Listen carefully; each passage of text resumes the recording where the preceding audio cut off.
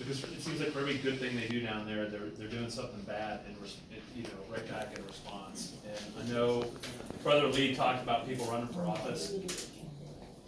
We need good people to run in primary cycles next year because these folks have got to be held accountable for the stuff that they're doing that you need to know about. And I'm just going to say this right now before we get into all of the governor's orders and some of the litigation.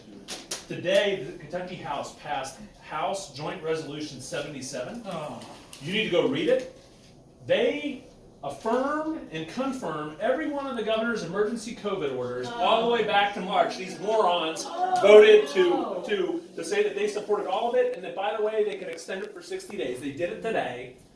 And again, people need to run in primaries. People have got to run in primaries to take these people out of office because they're not listening right now. And I have a friend of mine that will tell you that, the phone call is there, the email is there to tell them what you want them to do, and the voting box is there to punish them if they don't do it. And there's some people that need some punishing next May. And every legislator in the House is up, and half of them in the Senate are up. And I'm going to talk about the school reopening deal too, because we did a lawsuit over that they just undid today in the Senate. So you need to know what they're doing. You need to know what they're doing to you, because they run for office and they're like, Andy Beshear is this really bad guy and we're going to stop him. And then they go down to Frankfurt and they pass legislation to support it. And stop lying to me. Stop lying to the people. We're done. We know what you're doing and we're not going to put up with it anymore. So real quick, we did a lawsuit over the travel ban and the ban on church. Went up to the Sixth Circuit once. That case only went up once to the Sixth Circuit Court of Appeals. It's Federal Court of Appeals. It sits in Cincinnati. It takes all the federal appeals from Kentucky, Ohio, Michigan, and Tennessee. We got an injunction to reestablish in-person worship in the Commonwealth last May. That sat for a while. It came back down in October. We're briefing summary judgment, and the governor is arguing, well, hey, it's moot. I rescinded the order.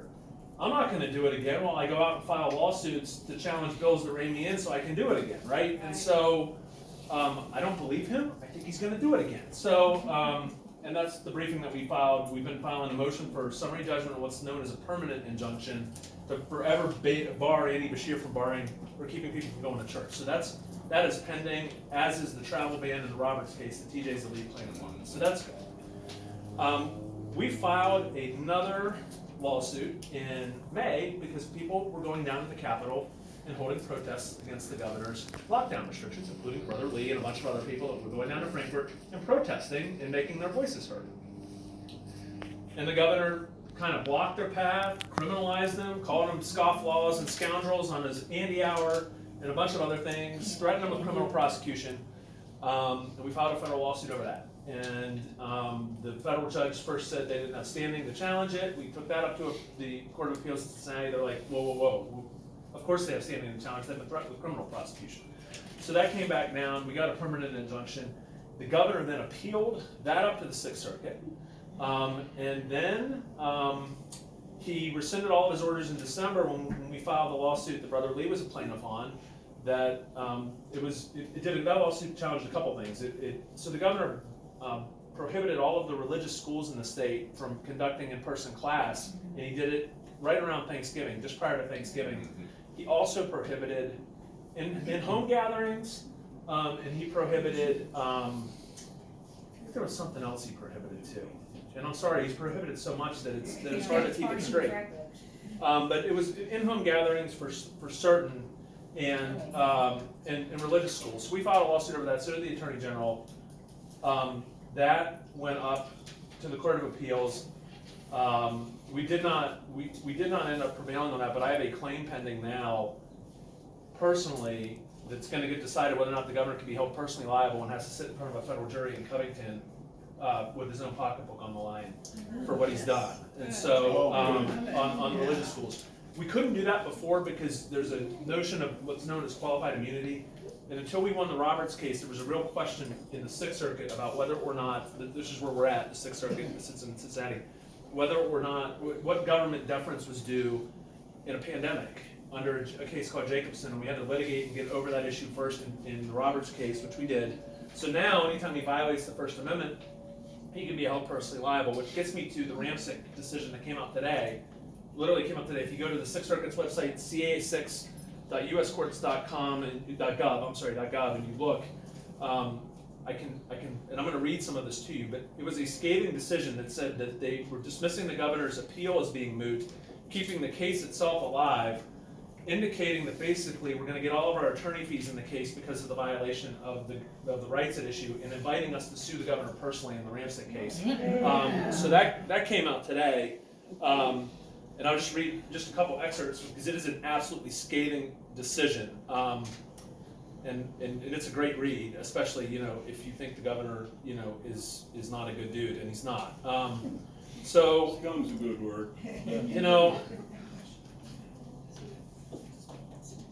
Ramsek highlights the fact that while the order was used as a means to discourage him and his colleagues from protesting at the state capitol to oppose Governor Beshear's COVID-19 related measures, it was not invoked against Black Lives Matter protesters who engaged in a similar effort, albeit with a different message, one that sought to bring awareness to the use of violence against the black community. Notable here is the fact that Ramsek's claims turn on Governor Beshear's very own actions. At the same time, he left open the possibility of an enforcement action against Ramsek and his fellow anti-lockdown protesters due to their gathering on the Capitol grounds. Governor Beshear personally greeted the Black Lives Matter protesters when they gathered at the Capitol. In fact, Governor Beshear went so far as to speak to the latter group and later promote through social media their protests and his participation therein. Threatening sanctions based on the content of a group's political speech is a quintessential violation of the rights of free speech and assembly. That's the language that came out today from the Sixth Circuit that we got. It's a published decision, which means it will forever be in the law books, forever marking Andy Beshear as a violator of the First Amendment. So, there's more good stuff in this decision, by the way. You should go read it. Can you give the website? It's the U.S. Court of Appeals from the Sixth Circuit's website. It's ca6.uscourts.gov, and it's a decision for publication. So, so we did that, and of course now they've sent it back down for permanent injunction, and we've got to decide if we're going to do to him what we did in the Pleasant View case, which is sue him personally for money damages, and I'm kind of inclined to do it because I want to put him in front of a jury. Will we know when that happens? Yeah, we'll let everybody know. Good. And that by the time that happens, COVID will probably be over. Everybody can watch the governor sitting at the defendant's table in the federal courthouse. You can come and watch yourself. So that's and that becomes, I think, even more important when we look at some of the stuff with the legislature not exactly holding him accountable. Speaking of not holding the governor accountable, today, if you've not heard, Judge Shepard, the Kentucky State Super Legislature, who sits in Franklin Circuit Court, entered an injunction against, I think, 5 different pieces of legislation that the General Assembly enacted. And so he, I think, thinks that he knows more than they do about what the law should be. There's no real law that he cites. He just says that COVID is bad and the governor needs to do what he needs to do. I think that case is going to go up on appeal. I've been on the phone tonight with the Attorney General's office figuring out what they're going to do in that case. They're not sure right now. They don't necessarily want to take it up right away because they're concerned that it could be made worse with another Kentucky Supreme Court decision. 4 seats are up next year, including the seat here in Northern Kentucky. You need to know that Justice Michelle Keller is a far left liberal, and we need to vote for the opponent. You need to know that, okay? And I'm telling you that now, so that, and there's an effort afoot to try and recruit Circuit Judge Rick Brueggemann. I don't know if he's going to run or not out of the Main Circuit Court. Hopefully he does, which brings me into the next case that we filed in early February of this year. So, as you all may be aware, the legislature passed Senate Bill 1 over the governor's veto February 2nd. And that stopped the ability of the governor to suspend statutes, which frankly has been the thing that he has abused the most since coronavirus started. Because at that point, he literally is a law unto himself. He doesn't have to follow a single statute if he doesn't want to, which, again, that's the only thing that confines him is the law and the statute. So if he gets to suspend it and ignore it because quote unquote emergency, that's a problem. Section 15 of the Kentucky Constitution says the power to suspend statutes is reserved to the General Assembly or on their authority. It is the one area where the governor doesn't get to decide that on his own. And so they took away his ability to do that except with the consent of the Attorney General in Senate Bill 1. So the following day, we filed a lawsuit. I don't know if anybody knows Aaron Gillum, who lives out in Boone County.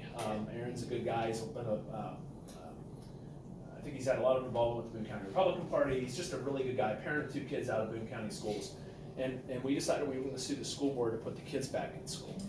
5 days a week, because that's what the statutes require. KRS 158070 subsection 9. So we filed a lawsuit. We also said it violated the Kentucky Constitution because kids, some kids get 2 days a week and other kids get 5. And there's a case from 1989, it's a school funding case called Rose, that talks about educational opportunities in the state needing to be roughly equal across the entire Commonwealth.